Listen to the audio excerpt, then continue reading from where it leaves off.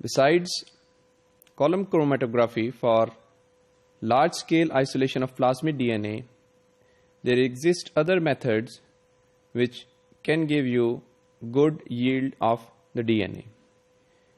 Cesium chloride density gradient is one of such method.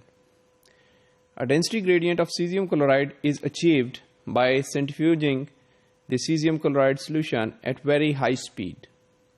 And if any macromolecule mixture is present in that tube, the macromolecules will settle as per their density in the tube or in the gradient of cesium chloride.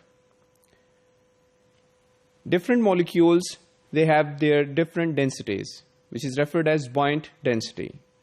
The DNA, the double-stranded DNA, has a buoyant density of 1.7 gram per centimeter cube, which helps the DNA to settle at a particular point in the gradient. On the other hand, protein has less density.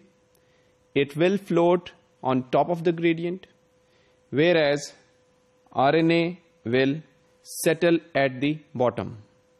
This figure shows you that how we can establish a density gradient of cesium chloride by taking the solution of cesium chloride in the tube and then doing the centrifugation at higher speed.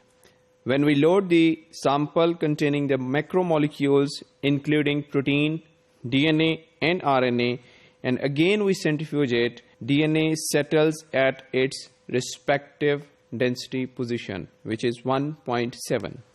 Protein being having the less density, they are floating on top of the gradient, whereas RNA settles at the bottom. This method has benefits over the column chromatography method.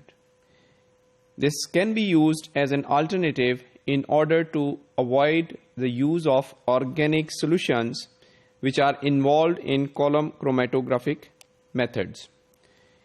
This method is very useful to get highly purified DNA with high concentration. Besides getting the high concentration, this method is also useful to separate the supercoiled DNA from non-supercoiled DNA.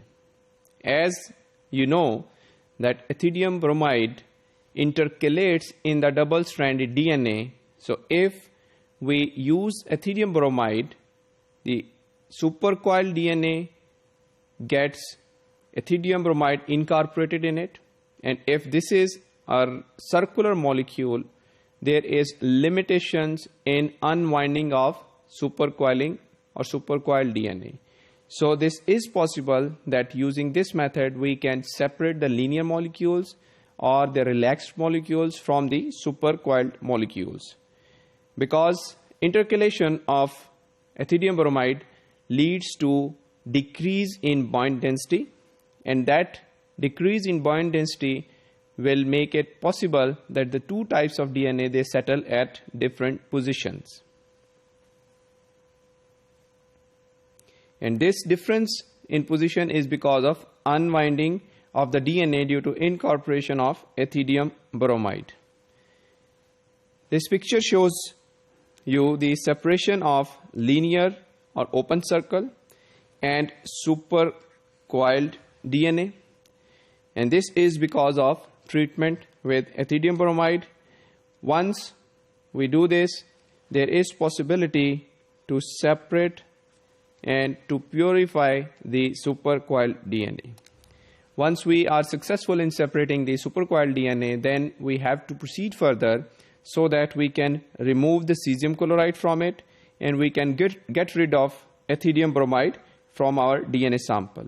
To remove the ethidium bromide, we have to use an organic solution or organic solvent, that is N-butanol. N-butanol can remove the ethidium bromide. In the later step, the dialysis bag is used to get rid of the cesium chloride in the presence of a buffer. The supercoiled, non-supercoiled DNA bands can be visualized under UV light, and the shining band appears, and this is because of intercalation of ethidium bromide into double-stranded DNA. The pure plasmid can be removed by puncturing the gradient tube. It is separated. Subsequently, before we have to use it for further experiments, we can get rid of, and we have to get rid of ethidium bromide.